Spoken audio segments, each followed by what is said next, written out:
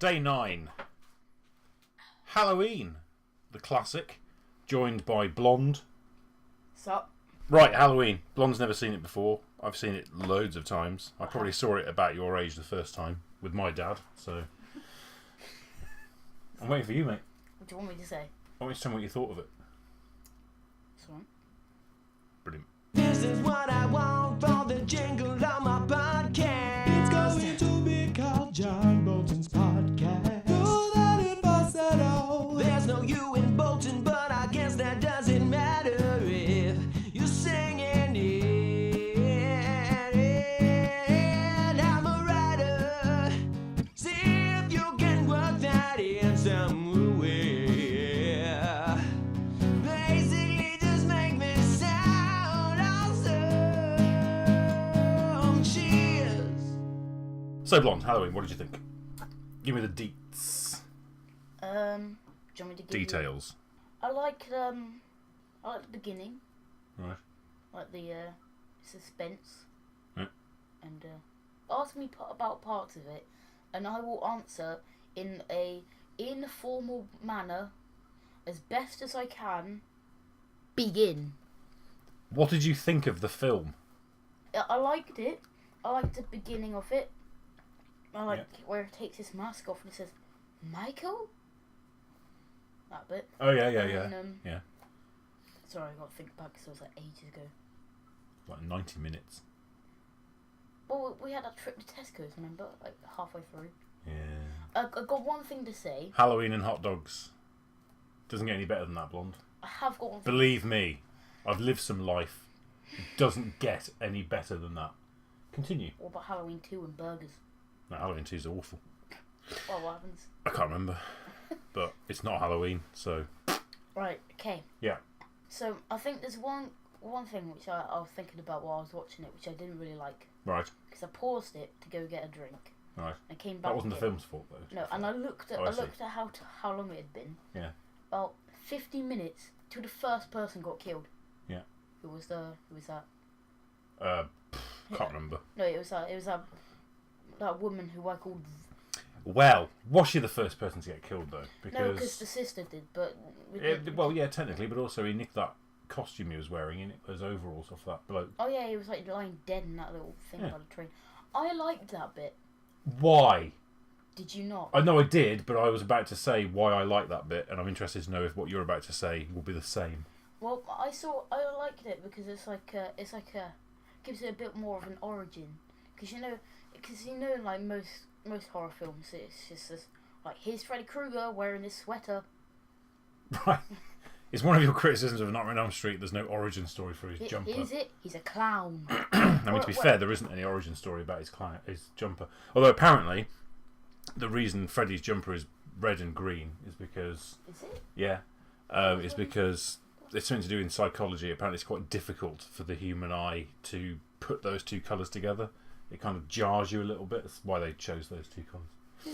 But I think there's one bad thing, is it doesn't tell you where he got his mask from. Yes, it does. Where?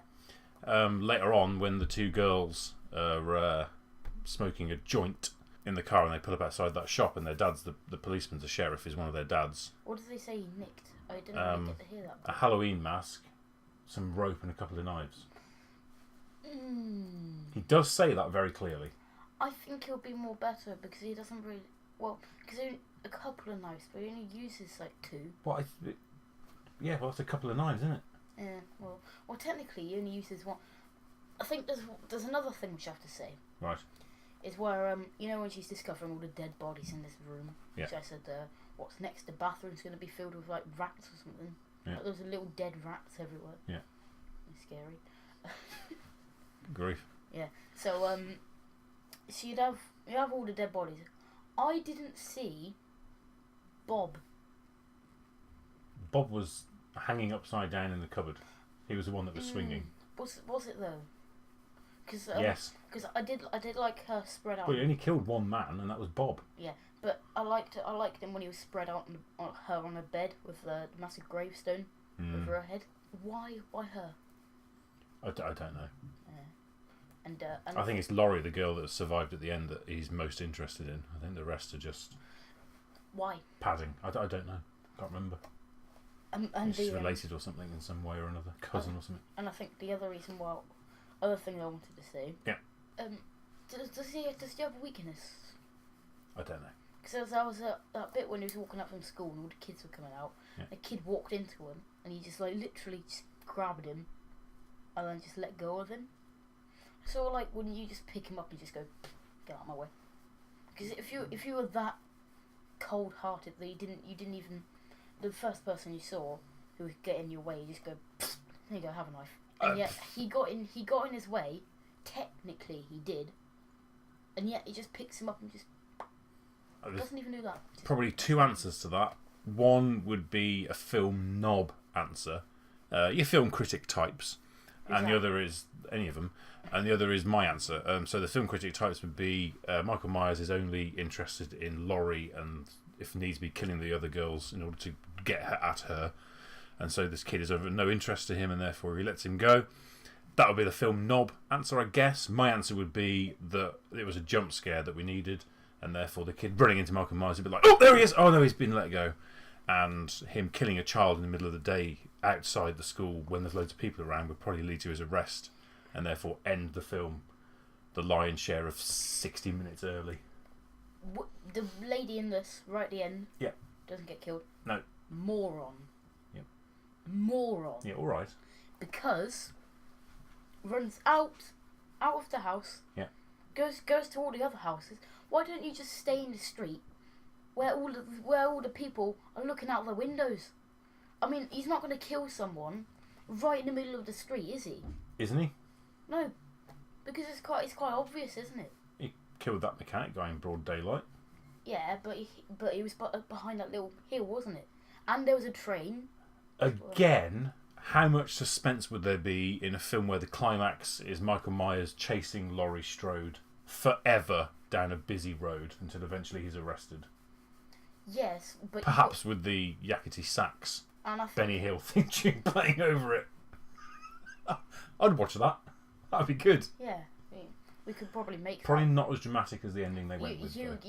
You as Michael Myers in your big costume thing. Yeah. I dug that out. Fairly sure you're going to say big cock then. What? You get it out, whip it out. Something, just yeah, start all right. Yeah, whapping yeah, guns. yeah. Whapping. Yeah. So the scene that you described, I forgot what it was now. What was it you said you liked? Oh yeah, I liked the bit with the mechanic guy in the bush because it sort of felt like you don't need to see Michael Myers pull up in this lay-by next to this bloke's car and kill him and then take his clothes and then drive off. It's just enough that you know that's what happened, and there's like a little sort of, not even in focus, shot of the body as the what's his face, Loomis, I think his name is, kind of goes off in the background. Just a bit of subtlety. I think there's things like that that make Halloween such a good film because it's subtle. You don't need to see that. What do you think about Bob's death with the pinning up on the wall with the knife? I was thinking about that. Yeah. I like it, Right. but there's a lack of blood in this movie. Yeah. What? It is. If you start, because I've seen a clip from the original, like the new one. The new one, seeing someone die. There's blood everywhere. It's quite gory. Yeah. Whereas this one, you stab someone, it's like they're made of cotton wool. Goes straight through them, no blood anywhere, just have that. But do you need blood to know that he's dead and for that to have the effect on you that his death? You see his feet, you see his toes kind of curling and then they relax, which says to me that he has expired and therefore he's no longer tensing his toes because he's dead. You can also know that. Do you need blood if you can see that? Is that not a more subtle way of showing that he's dead? Okay, I'll let you off. I'm not arguing. Well, I am arguing with you, but I I think you coming at it from your generation is maybe your generation expects blood and gore and screaming, and I think I prefer subtlety. So, for example, we don't see Michael Myers, like full on Michael Myers head, shoulders, knees and toes until quite late in the film. All we see is his back or his silhouette or like a little bit of the side of his face. You don't see him as a character until quite late on. Well, right at the end when he's like holding her, you can see him fully dressed. Yeah, but that's about the only time. And All the way through it, he's like a ghost. I think in the video credits he's called The Shape. because that's all he is. He's just this shape that you see kind of during the course of the film until the end when you see a lot of him. Did you know Go on. that I'm pretty sure it was him. Yeah, I'm pretty sure that the director of It was apparently one of the Michael Myers. Because I know they had loads of different ones for like different shots. Because some of them like had like a different sort of voice. Some of them were too tall. Some of them were too short. Really? Yeah, it's a fact they had like 10 Michael Myers or something. The kid or the man? The man, there are loads of different ones. Didn't know that. I'll have to look into that and delete all of that if you're wrong. Okay. Or if you're right. Yeah. If you're right, I'll delete it. I'll say it. Little known fact: the character Michael Myers in the film was actually played by. Yeah. All right. Anything else in there that you liked? So you obviously weren't so keen on the Bob thing. What did you think to the bit where when he's put Bob up against the wall and pinned him there? That kind of thing he does, where he's kind of cocking his head, looking at him. Quite animalistic. I saw that. It's quite cool. Music. Probably one of the creepiest horror music ever. And I think, Agreed. personally, for the end credits of this, you should record yourself playing that. Because I know you haven't done it in a while. Next question. I don't know. I mean, it's from what, 1978? I think it was made. So it's kind of made the year that I was born. I'm sure it was. But yeah, so you're coming at this as somebody who was born 78, 88, 98, 2008. So yeah, not far off 30 years after it was made. Is it, how does it stack up against things that you've seen that are horror films that are kind of aimed at, well, not really horror films because you're 12, so none of them are aimed at you. I think horror films nowadays are a bit OTT, mostly. Because I know the new It, I think that's probably the highest you can probably go, probably scary for nowadays. Sort of. But there's this like... I worry you're bigging this film up a lot, this and you're going to be crushed when you actually see it. This year. I've already seen the tiniest bit ever, and I've already gotten scared at that. I'm like, how long it took me to see that Georgie scene. Yeah, alright. So what did you think of it as a horror film? Because it's not like horror films that you are likely to see now, because all the films these days are dismemberment and... I think probably like the horror films in the 80s to the 90s were probably the best sort of times for horror films, because nowadays they're just OTT, and back in the day, the 60s, back in the 60s and 70s. Oh, do you think I am? I'm not saying back in the 60s when you were a kid, in the 30s. I didn't say in your day.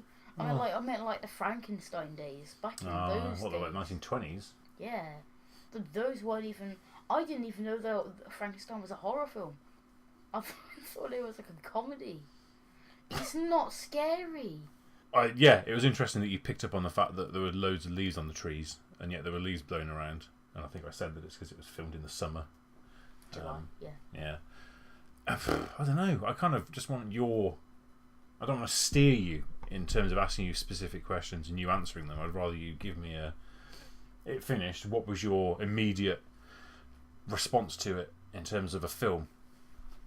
I think I thought the last half an hour worth it. So you weren't so keen, but you're not, are you? I mean, I've sat with you through films and you're bored because people are talking. You're not a big fan of exposition. Do you remember Godzilla? Godzilla was boring because there was about 3 hours of nothing and then a kick-ass fight at the end. Yeah, and which you fell asleep for. Brilliant. I had to, as soon as we got home, wait about a month to see that ending.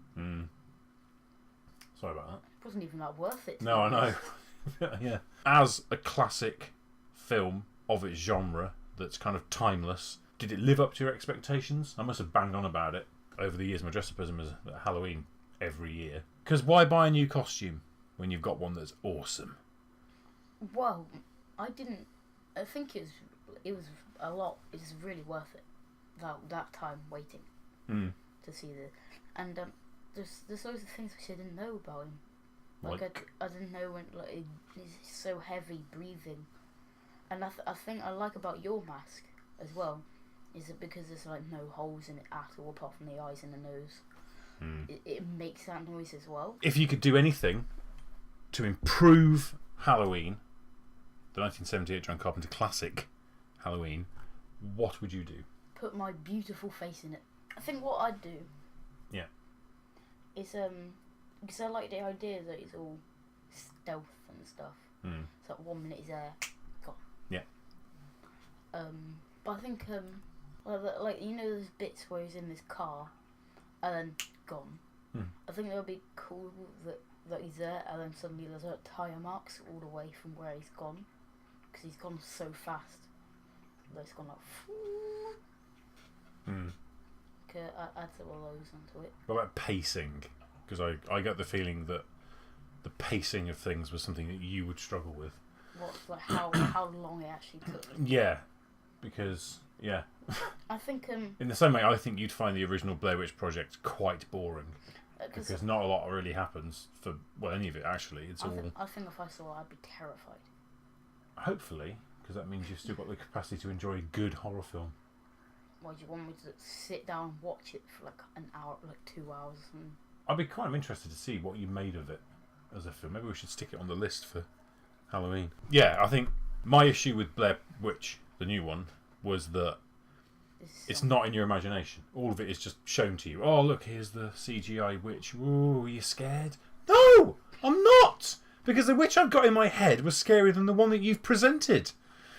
Whereas the original Blair Witch, you don't see anything. It's all just little noises and little suggestions of things, and that's what makes it frightening. And I think the beauty of Halloween, looking at it again today, is that you, like I said, you don't see Michael Myers for most of the film, just little glimpses here and there. I think you'd probably have enjoyed it more if he was in it killing people more. I think, you know the bit where he first gets at Bob? Yeah. That should be like close to the start. Right. Because then you can have more of the chance of them running and him just slowly walking towards them. Mm. Or because you know that scene with her is like over in like 2 minutes. Because you spend too much building up for a film that doesn't really need that much build up. So you don't feel like the payoff at the end where the killings and Laurie discovers the bodies and then runs back to the house and has like a sort of confrontation with him, you don't think that as a climax was enough? Yeah, given how long you had to wait for it. You can put loads more into that. Like more story, like, you know, that dude who was waiting outside the house? His house? Yeah, the old guy, the ages. professor. Wouldn't you have noticed that car if you've been standing there for about 12 hours now? I think it wasn't where he was at the start. He went to the house where Michael Myers killed his sister at the beginning, and then he started just wandering around the neighbourhood, and that's when he found the car. Yeah. He wasn't stood outside that house all the time. No, he just sort of missed the car pulling up and Myers getting out. And so on. Yeah. It's got asthma. It's not a laughing matter. What's the matter with you? Bit of sympathy. Does he? No. Why does he breathe like that? Because he's got a mask over his face. Oh, yeah. Same reason I breathe like it on Halloween. Because I can't breathe. Trick or treat! Sorry, don't make me do it again. I'm running out of air in here. Oh, do you remember that trick or treat time where I actually forgot the words and I said, just give me your sweet? Did you? Yeah, it was like that house over there, like, you know, on that side. So, do you feel that the ending was sort of less gory and dramatic than you expected it to be, given how long it took to come? I don't mind the gore. I think it's just done. Also, the bit when she's in that cupboard. Mm. All that time trying to open the door. You just smashed open a fully wooden door. That's just like a little bit of wood. And it took you forever to get into that. Yeah, but see, this is the thing, and this is why it's interesting to talk to you about things like this. From a grown-up perspective, that's because her sitting in the wardrobe terrified, and you're waiting and waiting and waiting for him to get in and get at her, the longer that's drawn out, the more that suspense and tension builds. If she just sort of shut the doors, locked it, and he suddenly bursts through, while that would be frightening in its own right, it's not that kind of film. It's a kind of film where you're kind of having to endure this kind of rattling, and then there's a pause before his arm comes through, and then he's trying to get in to get at her. I think that's what it's about. See, it's all about building up the tension. I think if it was me, I'd have her in there, and then be loads of rattling, and then it would stop. Yeah. And then smash his arm through, grab her, and pull her straight out. Interesting. And then she picks the nearest thing up, or picks that, and whacks him around the head with that. So he's on the floor, and she's like, "Oh, where are the kids? Get out, get out, get out!" and then she's like all worried and stuff, and then he gets up, and then you know that there's the balcony there, and I think what he should do is like push her off of that, but on the way down she like goes like that and grabs onto him and pulls him down as well, so they both end up down, and then he sees him fall, that dude, because he's come up the stairs, and then he runs to the balcony. It's just her on the floor, like that ending, but. Interesting. I mean, I'll email John Carpenter and suggest it. They are making a new one, so maybe they can work that in. I've got other ideas for it. Go on then. Well, this is what I want. I'm kind of interested to know if you're not able to necessarily kind of articulate what it was you didn't like about it or what you didn't feel worked. What would you do differently? I think, you know, the mask. Yeah. You know the original normal mask. It's got like straight hair and everything, where it's now it's all messy, back and stuff. I think what it should do is like gradually in the film, because he's like chasing all these people and killing all these people, it gradually gets all puffy like that. So it's like that, where it starts off just all straight. So the mask would kind of deteriorate as the film goes on, and like I like slowly gets like because you know when she stabs that knitting needle through his neck. Yeah. Apparently in real life that would kill you. Yes. So yeah, googled it. I didn't. It was on that YouTube channel. Oh. Just telling you about it. Say. Oh yeah. Well, yeah. Go on, Karen. So I think also they could get like ripped as well. So then like in the next film or in a bit later, he's got like it all stitched up. So there's like stitches all over his mask, or he's just had to put it all back together again. And it's literally half falling off. Alright, so broad strokes, Halloween, final thoughts? Yeah. It is good. Yeah. Slash. Yeah. Bad. Right. So a bit of a mixed bag. Yeah, because you can have all this opening stuff, introducing all the characters and everything. You're gonna have to do that. But you can do that. You can do introducing the characters in the first 10 minutes. They introduced that lady in 10 minutes. Introduced Michael Myers in like 2 minutes. That other dude didn't even get introduced. It's like, hi, I'm here. I looked after him. Let's go. That's a fair point, actually. I think he did get introduced. Well, he introduced himself to the policeman at one point. Yeah. That police officer, who's he? But to be fair, that was outside the costume shop where you apparently weren't conscious during that bit. So you felt that the introduction bit where he kills his sister and stuff was good, and the killing of all the people at the end was good, but the bit in the middle where the story took place was not so good. It's just, you don't need this much. But it does seem to me like your main issue was that you like the beginning and the end, but not the kind of yawning great bit in the middle where all the characterization and stuff happens. You introduce all these characters, they die off right at the end. Yeah, well, I guess there's two trains of thought there. One would be if you took all of that stuff out, your film's 15 minutes. Or, if you're going to have a character come along and kill all these people, if you haven't met any of these people and don't have any idea of them as people and don't care about them, then their deaths aren't going to have any impact on you. I think you have to do that with characters in order to kind of create some kind of an emotional attachment to them, so when they then get killed, it affects you. If you don't have that, then the effect is lost, and then it's just meaningless slayings. But to be honest, yeah, I was sort of happy when that first lady died. Just saying, sounds quite mean. But I was sort of happy. No, that's fair enough. There are a few characters in films I've watched this week where you're just glad when they finally get off. And I'm a fan of this sort of stuff. They do it in Men in Black and all these little things. Right. Someone's stuck on the roof. They're walking past and just. Oh, blood. Yeah. Assault on Precinct 13, also John Carpenter, has that in it. Yeah, I saw like that. I think you'd probably like the remake more than the original.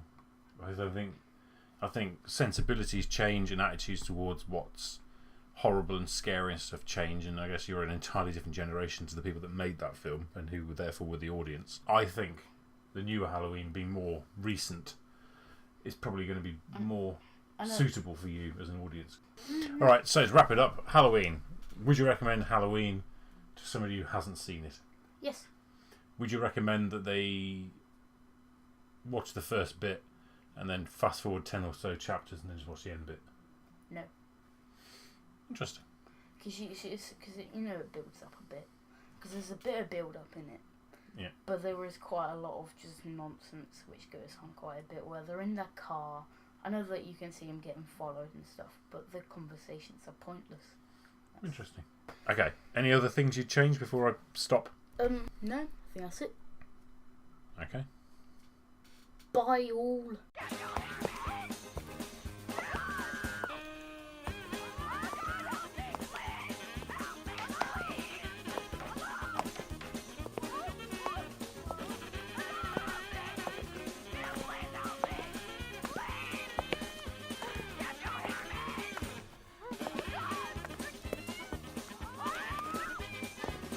Come back soon for the next episode of John Bolton's podcast. What horror movie will he be reviewing?